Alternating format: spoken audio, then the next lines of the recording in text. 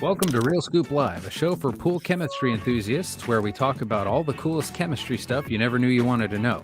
Any chemical advice or suggestions are opinion and utilized at the discretion of each individual pool operator. With that out of the way, let's start the show.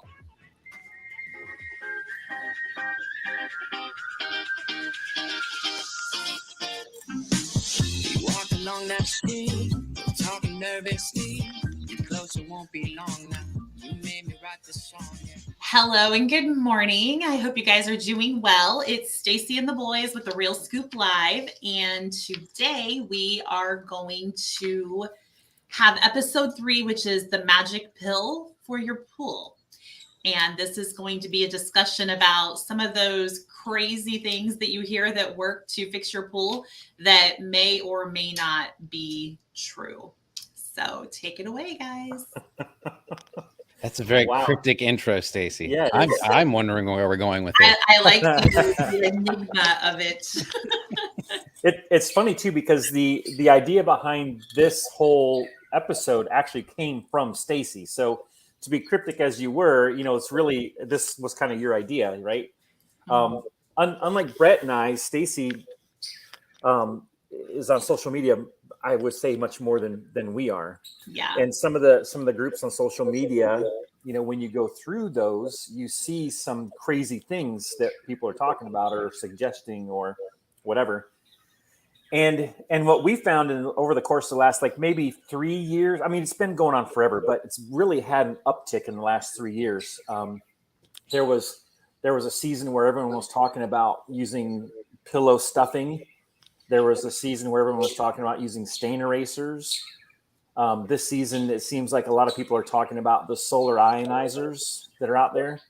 And it's funny how it kind of goes up and then down. They say, everyone's like, oh, that sounds great. That sounds great. And then they actually start using it and they're like, well, maybe it doesn't work.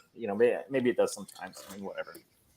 So you can actually see, the staying power of the stuff that actually lasts a long time or actually works is things that are still in the pantheon of the industry, as opposed to stuff that's kind of like a one and done, right? There's interesting calls that we get when we're doing tech support or helping people figure out chemistry issues as well. A lot of times people have a misconception of these magic pills being a one and done or a fix-all for any possible issue you ever have in your pool. And it's kind of sad because sometimes when we're explaining how things actually work or what part of the puzzle those things actually fit in, I feel like we're sort of blowing their hair back or really ruining their day because they thought, oh man, I thought I had the coolest thing that no one ever knew about. We're not saying any of these things necessarily don't work for a specific function. We're just saying make sure you know what things are supposed to do. And maybe even some side effects of using these things that you can run into that maybe aren't as well communicated online or in Facebook posts or social media posts or anything else like that. Because just like teachers say, you only remember the bad students. Seems like a lot of times only the flowery parts are coming through on social media. Oh my God, I did this and it was amazing. Yeah, that's cool. Let's dive deeper. So part of this discussion was, I used to work in retail for a long time, and it was really one of those things where someone would come in on a Friday and go, my pool, they typically wouldn't admit that they haven't really done anything with their pool for a long time, but what they would say is, well, I have a party coming on tomorrow and it's Friday right now and my water looks like a swamp. What do I do? Right. And there's always a party tomorrow. There is always a party tomorrow, especially at Stacy's house. So, especially if tomorrow's Saturday, right? Or Sunday. Yeah. Anyway, so the idea is that there's no one thing that is 100% foolproof. There's no one magic pill to change your pool from a swamp to a crystal clear lagoon in 24 hours. There are things out there that can get you started.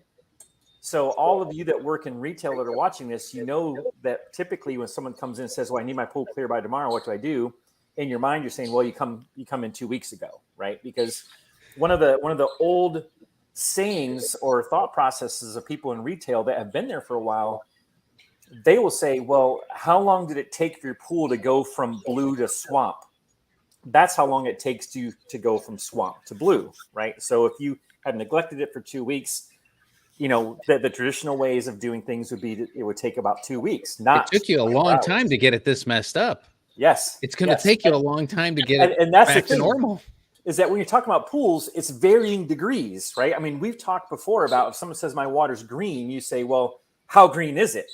They go, well, I mean, what do you mean by that? Well, can you see the main drain, or can you see the step, or can you not see your hand if you put it under the Have you seen how many water, color right? samples they have at the paint section at the hardware store? There's a lot of different greens. Right. That reminds me of the one Parks and Rec episode where Jerry says, well, they asked Jerry what he thinks about these color swatches. And he goes, well, they're all black. And they start laughing at him. They go, no, this one's onyx. This one's obsidian, whatever, obsidian. And they go through 7 different ones. Anyway, so the idea is that there's no magic pill to take care of that. And the other part of it too is that, as Brett, as you were talking, I was thinking about the largest magic pill, which we didn't put in our notes, which is a salt pool, right? And just follow my logic here. There's many people that buy a chlorine generator, which means you have a salt pool, and they whether they're told what really goes on in salt pools or how much work you have to do to take care of them, in their mind they're thinking, well, I have a salt pool, so I don't have to do anything other than put in my chlorine generator, which is the salt pool, right? They think they have a magical goodies creator. Right. And in reality, all the chlorine generator is a way to not buy chlorine. You still need to worry about your pH, your alkalinity, your calcium, your cyanuric acid, shocking the pool, putting in some algicide if you if you have algae that comes in. There's a staining scale product. There's clarity products. I mean, all that goes on, and that doesn't go away whether you have a salt pool, a chlorine pool, a bromine pool, or anything else. You still have to do all that. So one less bucket you have to buy a season typically. Right. So some of the things that we've seen online, Stacy, if you want to kind of give us a rundown of the things that people have been calling in about, asking about, or that you've seen online, just give us a kind of a rundown. We'll go through them. Well, this wasn't even something that I saw online or somebody called in to say. I have a friend. I'm originally from Ohio. And back home, a lot of people have above ground swimming pools. That's right. OHIO. Mm-hmm. Anyway, they have above ground swimming pools. Go blue. Keep going. Man. Keep going. That's like that's war. Anyway, so a friend of mine has an above ground swimming pool, and I'm like, okay, so what are like I work here, and I'm always talking about our products and what we do. So like I want to turn everybody on to our products, right? So I'm like, what are you using in your pool? And she's like, oh, like nothing. I just add a couple bags of salt the whole season, and I'm good. And I'm like, do you have a saltwater pool? And she's like, no, it's some kind of ionizer thing. And I'm like, and you're just throwing salt in the pool? And she's like, yeah, I just throw the salt in and let it dissolve and I'm fine. And I'm like, oh, okay. So I'm like telling other friends, you might want to reconsider swimming in that pool because I don't know what's living in there and what you might grow as a result of swimming in it. You know what you're taking home with you when you swim in that pool? And that's a reference to other RSL episodes about pores and opening pores, hot tubs, and closing pores, and so you're actually taking your friends' stuff with you. Anyway, let's do a quick watered down description of what ionizers are. A lot of them work on similar principles. So they'll have a small box where the pool water actually moves through. Inside that box, it's connected to usually a transformer that steps it down to DC voltage from AC current. So you actually have to plug these things in, and it'll apply an electric charge through various metal bars. So you could have copper, you could have not likely, but silver, you could have other algicide metals like you find in mineral packs. Yeah, zinc and nickel. And as the electric charge goes through these bars, it actually sloughs off ions of these metals to put it in the water. So essentially it's like a mineral system to help prevent algae from forming. And some bacterias don't like minerals as well. So it's kind of an algicide bactericide program. Now, usually those programs and a fungicide. Sorry. Oh, you're doing good. great, No, but throw and it a in. fungicide too. Yeah. And in general, those ionizers are part of a program where you'll start out and add product X, product Y, and product Z. And then there's points throughout the season where you're supposed to add additional Products, instances of those products.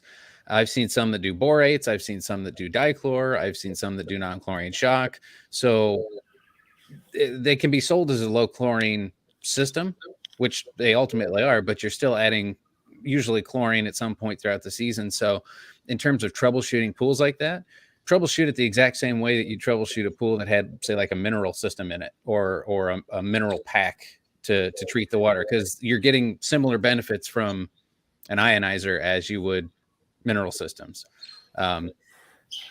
So the thing about those is that if you break it all down, I mean, essentially what you have an ionizer does is that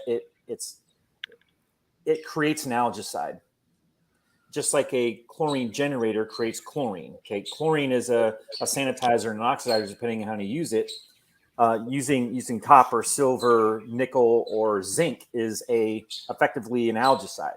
So using an ionizer only keeps your pool from getting algae. There are other factors to consider. You have to worry about how much extra metals are in the water. If your pH goes wrong, if you're using chlorine, you put in too much chlorine at one time. Chlorine and metals don't really get along that well. So it should be a very low chlorine, because if you had a high chlorine, then your water goes from maybe crystal clear to a greenish tint or a purplish tint or a brownish tint or whatever, or a charcoal tint, depending on which metals are being used inside that mineral pack or inside that ionizer. So again, it's a great idea if you don't want to put algicide in, just like a salt pool is a great idea if you don't want to put chlorine in, but it still only takes care of algae.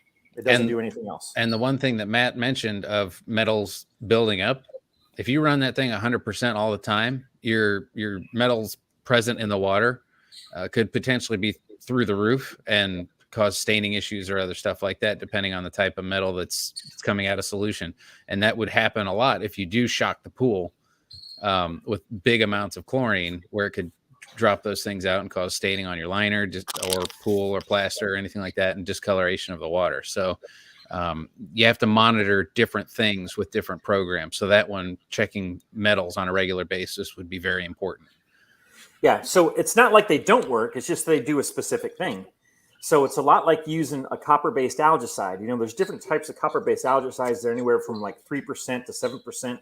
They used to be 11.7% and even up to 17%, which is kind of, not really being used too much anymore. But the thing is that the troubleshooting dose and the maintenance dose are there for a reason, right? If you, like Brett and I were just talking to a guy yesterday that had a 20,000 gallon pool and put in a bottle of silver algicide. I was about to say the name brand, silver algicide. Well, when you have a bad infestation, a quart per 20,000 gallons, great. But if someone puts a quart in an 8,000 gallon pool or a 5,000 gallon pool, all of a sudden your silver, and it doesn't have to be just silver, it could be silver, copper, or anything else, goes way up. And when it's like that, then that has a reaction with all the other, could be problems in a pool, whether that be, like we said, a high pH or a high chlorine or whatever. So it's just something to consider. Okay. So ionizers are great, but they're not a magic pill either. So there's still things you have to work with. And to play off of that one a little bit, the one that I've seen a boatload and I actually had a lot of people ask about specifically are the solar ionizers. Same kind of thing, except it's a little floater. It looks like a chlorine tab floater with a flat top on it, with a solar cell on it. It's collecting sunlight, turning that into electricity, and then putting that electricity through a metal bar of some sort. So it's doing the same thing as a larger ionizer in putting metals in the water that help prevent the things that we already mentioned, just on a smaller scale. So all the normal stuff you have to do to take care of your pool is still there. You might notice, depending on how much algae you've had in the past, your chlorine usage might go down a little bit. Every pool's different, so it's hard to say blanket statement, you're going to have X happen. But same process as the bigger ionizers, just on a much smaller scale, that you can buy and throw in and watch it float around and say, look at my cool little toy. Yeah. Yeah. So we know that the biggest and best way, or the best chance that you have of having a beautiful pool is if your filtration system, meaning your pump is like up to par. So not only does your pump need to be properly sized, but your piping or your hoses, if it's above ground pool, need to be properly sized. You need to have a way to get water out of the bottom of the pool, the top of the pool, and that way it all comes through, and your filter has to be large enough to handle the contaminant load that it can filter, right? And if you don't have that, then all these other things are like Band-Aids on a broken arm. It's nice that you have an ionizer, a solar ionizer, or an ozonator, or all kinds of all those other alternative things. But if you don't have enough flow going through your pipe system or through your filtration system, then you're going to have issues anyway. And I'll tell you that one of the most asked questions, or the frequently answered questions that I get, are people that have above ground pools and what to do for a cloudy pool or a green pool for above ground pools. And odds are, if you have an above ground pool, you're not going to have a main drain. And so if you have a skimmer that's doing all of the sucking, then putting all that water into the filter and then pushing the water back out, you are literally only refiltering the top 18 inches of water, right? I mean, you can't see my hand, but the top 18 inches of water. So unless you're swimming, the top 18 inches of water. So unless you're swimming, the water's not getting mixed up. And so the easiest way to fix an above ground pool is to put in your manual vacuum cleaner, hook it up like you're going to vacuum, and just turn it upside down. So then you have a main drain. So at the very least, point your eyeball down to the bottom. At the very least, because that helps mix up some of the bottom into the top so that it filters better. Especially if you're not swimming. I mean, that's one of the things that we talk about all the time that no one even considers, is that you're just regurgitating the same 18 inches of water. So you'd have to do things to get the filtration system going. That, oddly enough, that's one of the reasons why robotic pool cleaners, people who have those and use them more regularly, they actually mix up their water a heck of a lot better, because the flow rate that goes through those things is bonkers. And if you notice, most of them, they pull from the bottom and shoot it straight up. Hey, look at that. That does great for mixing the pool water. So less dead spots, less potential for algae to take hold in corners where water isn't moving as much. Overall healthier, better water, because it's moving through a filter too. And you think about this, if you have an above ground pool, or even like some of the the multi-speed, variable speed pumps, that you may not be getting 30, 40, 50 gallons a minute through there like you do on a full speed pump from the old days, where when you're looking at some of those robotic cleaners, you can get anywhere between 55 and 70 gallons per minute going through that filtration system. So not only does it help to mix things up, but if you have a heater, you need to have one, right? Because you're getting that heat transferred all around the pool and making it so the pools, there's no cold spots, right? So if nothing else, it's going to help your heater heat the water. Since we're talking a little bit about filtration now, Stacy, didn't you say what was your bucket one? The bucket, it's a bucket method. So I haven't really researched it a lot, but it looks like they take 2 buckets, and like one of the buckets has holes in it or something, and they're somehow filtering water through it. And the people, it's an above ground swimming pool group on Facebook, and they swear by this method, that this is something that will get rid of their algae just like that. So what's that? Matt, you want to grab it? So I think this is the next iteration of the pillow pillow filling stuffing. Yeah, a couple of years ago, what people were doing was putting that in their skimmer. And so what essentially would happen is that when the water came through the skimmer, this would act like a pre-filter. So that's especially important if you have a filter that's not up to speed. Either there's it's too small, maybe the surface area is too small, it can't handle the amount of water going through it, if there's a hydraulic issue, or maybe it's just that the actual bed of the filter is bad. Like if you have a cartridge filter, you're supposed to change your cartridges every year, right? Or every season, which, every pool is different, like Brett said. So sometimes you can get a year out of them. Sometimes you get 2 years. Sometimes you can do 2 different elements at the same time. So you just switch them out. But then also sand can get old too. So if you have a filter that's 3 to 5 years old, especially ones with heavy use, the sand either needs to be cleaned. So if you haven't cleaned your sand, you need to clean it. I mean, it's best to do that about every year. Or if it's been up to 5 years, it's time to change the sand. So then the third filter is a DE filter, and the DE filters are awesome because they actually filter out stuff you can't see with your eyes. So they're actually the most effective at filtration, but they tend to be the one that has the most work because you have to backwash the DE out. You have to clean it once a year, take it apart and clean it once a year.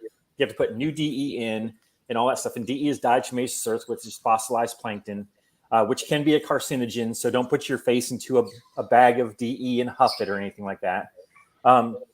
But those three things, if there's something wrong with the filter, then using a pre-filter is important. But if we go back to what we were saying before, where your hydraulics are right, your pump is the right size, you don't need that. So I think a lot of these things, whether it be the solar ionizer or the bucket method or even the magic eraser, are all for people that have had pools that aren't properly sized filtration systems.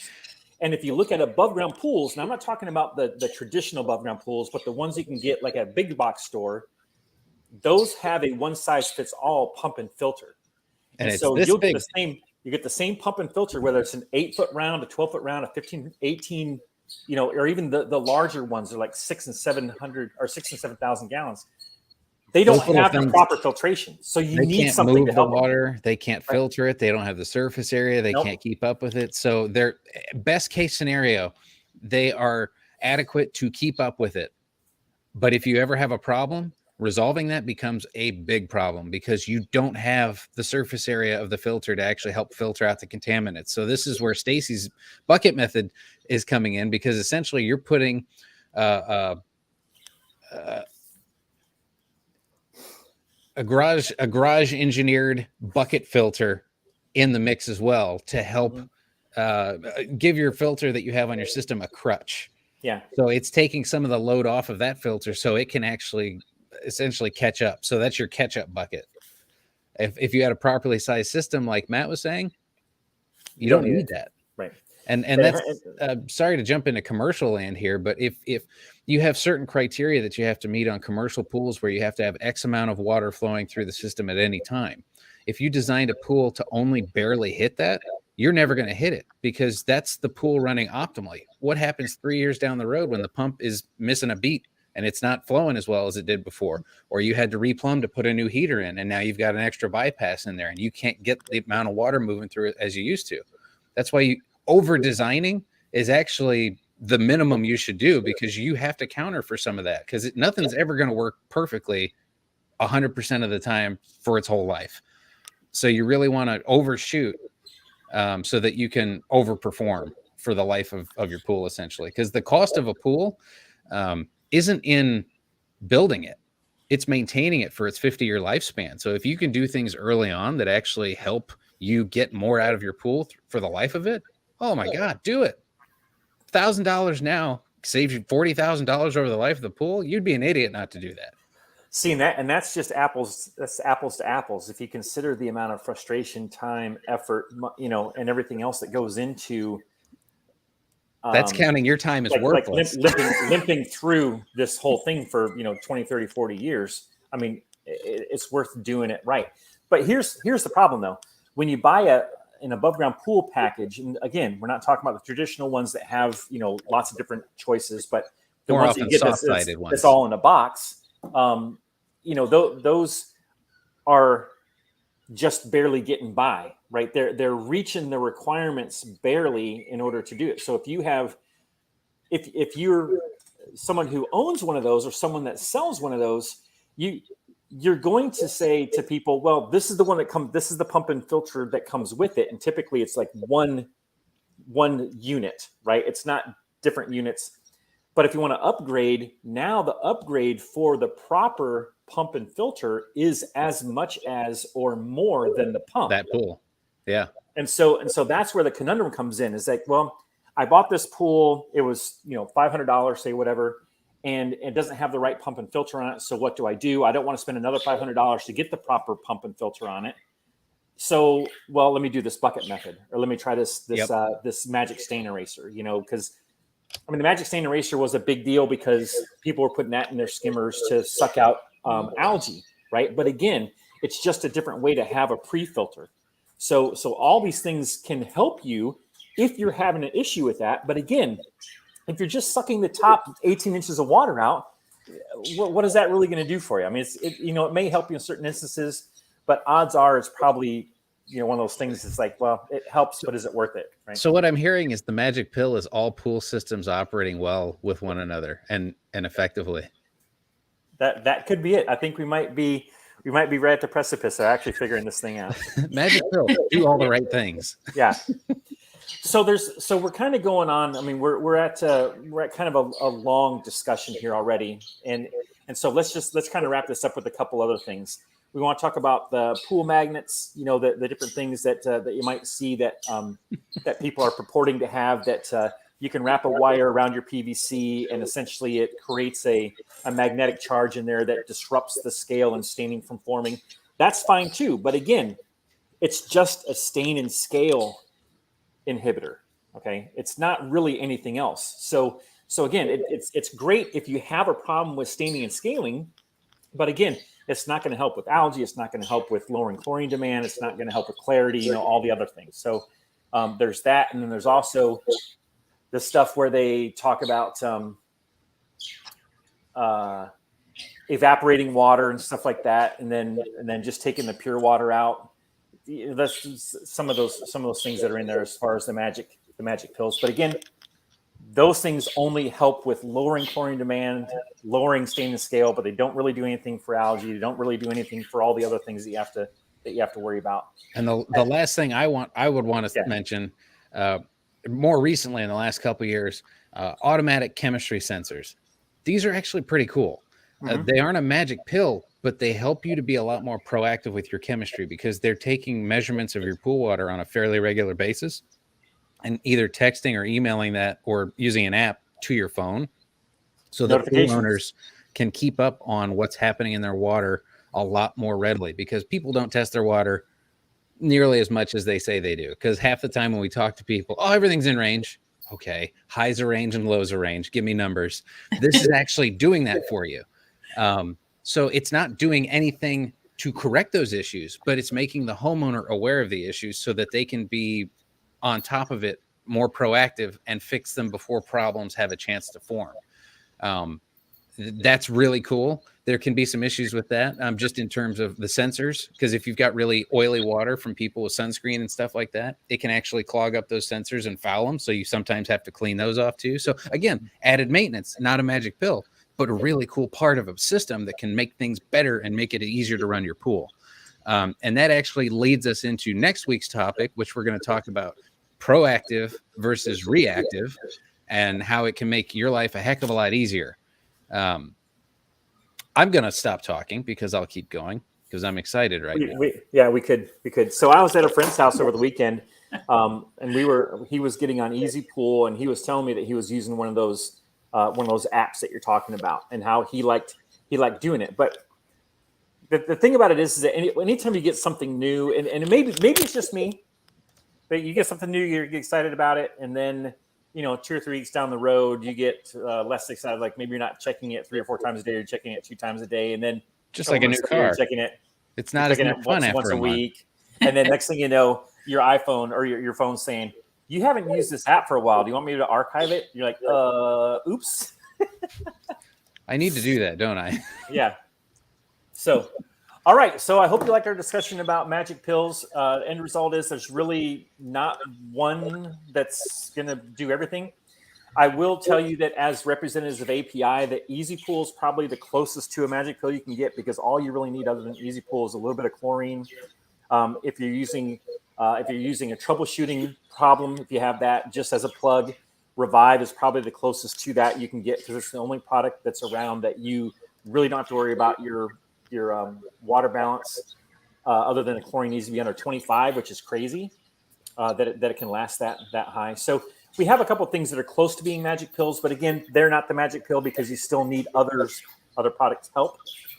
In our instance, it's just a little bit of chlorine here and a little bit of chlorine there. So And by little, I mean less than your shower, right? Less than your city water. That's the amount of chlorine that you need for Less than you're using now.